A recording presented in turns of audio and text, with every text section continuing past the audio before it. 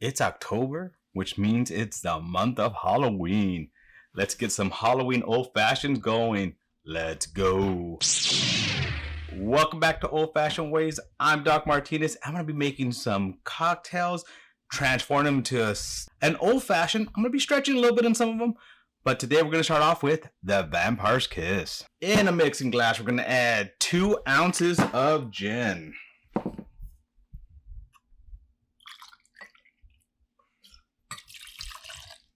Next, we're going to be adding a 1/4 ounce of simple syrup. We're going to be adding a little bit more sweetener later. That's why it's only a 1/4 ounce. 2 dashes of cherry bitters. Stir. Now, this already has all the ingredients for an old fashioned. It's got a spirit, it's got sugar, and it's got bitters. But we're going to make this a little bit more Halloween. Now, normally I don't want you to over chill in the glass, but this one I do want you to chill a little bit more. All right, we're going to use this nice glass I have here. It's rimmed with red sugar.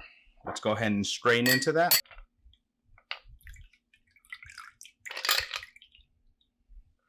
Very nice, very nice.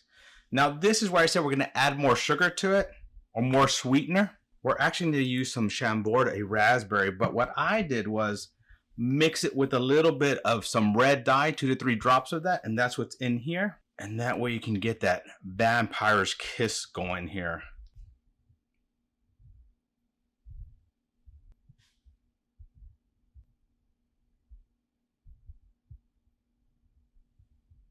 All right, enough of that fun playing around, watching that soak in there. You're actually going to give a nice good amount of it in here. And that's a lot of sweetener to be adding to this already. And we're going to garnish with some cherries. What's a Vampire's Kiss without some vampire teeth? So there you go, my Vampire Kiss old fashioned. Time to go on to taste this one.